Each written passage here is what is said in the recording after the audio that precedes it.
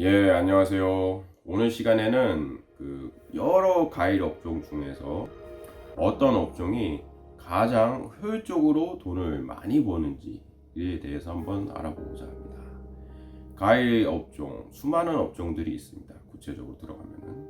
하지만 우리는 크게 세 가지 카테고리로 한번 구분해 보겠습니다. 하나는 과일을 생산하는 생산자, 그리고 저희와 같이 중간 유통을 담당하는 중간 도메인들, 중도메인들, 그리고 세 번째로 일반 소비자들한테 판매를 하는 소매업자, 크게 세 가지 분류가 있습니다. 제가 말하고 싶은 것은 생산자든지 중도메인이든지 소매업자든지 어떤 특정 업종에 종사한다고 해서 돈을 많이 버는 것은 절대 아닙니다.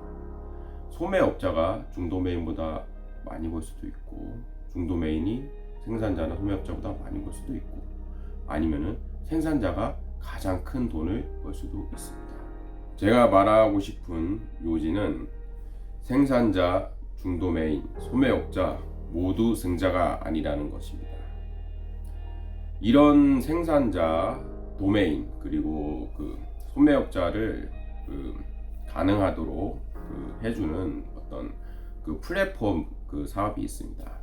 일단 플랫폼 사업 같은 경우에는 크게 두 가지로 들 수 있는데, 하나는 이게 오프라인 쪽, 하나는 온라인 이쪽 사업을 들 수가 있는데, 이쪽 오프라인 쪽은 아무래도 저희 가락시장에 있는 도매법인 회사들, 5가지 회사들이 있죠. 서울청과 농업중앙, 그리고 동아항구. 여기는 거의 중견기업급의 회사들입니다. 이런 도매법인 회사에 저희 같은 한 100명 단위의 중도메인이 소속되어 있으면서 경매에 참가해서 운영을 하고 있는 시스템입니다. 이런 도매법인 회사의 수익은 어디서 오는가 본다면은 바로 생산자들이 물건을 팔기 위해서는 판로가 필요한데, 이 도매법인 회사의 입장은 그거예요. 우리가 팔아준다. 우리가 팔아줄 테니까는 물건을 보내라. 단 너희들이 우리한테 일정 수수료를 내야 된다 라는 뜻입니다. 이 말인 뜻은 여기 생산자들이 물건을 출하를 시키면은 바로 여기에 따른 일정 퍼센트의 수익 수수료를 도매법인이 이렇게 가져가는 구조입니다. 가장 효율적이죠. 경기를 타지도 않고 항상 거기 있는 특정 수수료를 항상 가져갈 수 있기 때문이죠. 한 2년 전인가 여기서 좀 말이 많았었죠. 수수료를 아예 단합시켜버린 것입니다. 그래서 아주 중징계를 먹었었죠. 이런 측면에서 본다면 상당히 효율적이죠. 또한 요새는 온라인 사업이 뜨고 있는데, 여러분이 잘 아시는 오픈마켓, 쿠팡, 지마켓, 기타 등등 네이버 쇼핑 같은 데까지 통틀어서 보자면은 여기도 어떻게 보면은 구조는 비슷해요. 수수료를 받는 행위죠. 이 수수료가 보면은 각 사이트마다 약간 유동성이 있는데, 쿠팡 같은 경우 예를 들어볼게요. 쿠팡은 수수료가 10%가 약간 넘어요. 그러니까 10%라고 가정한다면은 제가 5만 원짜리 상품을 등록을 하는 거예요. 등록을 하면은 거기서 수수료 명목으로 한 박스가 판매되면은 5천 원 이상이 빠져요. 10% 이상이니까는 한 6천 원 정도 빠질 것 같네요. 그러니까 6천 원의 돈이 그냥 슉 빠져버리는 거예요. 6천 원의 돈이 슉 빠져버립니다. 이게 지금 엄청난 것입니다. 여기서는 그런 마진을 단지 플랫폼을 형성했다는 이유만으로 그냥 쓱 가져가는 거예요. 거기에 들어가는 어떤 엄청난 노동이라기보다는 그런 플랫폼을 안정하게 구축했다는 틀을 만들었기 때문에 바로 가능한 사업이죠.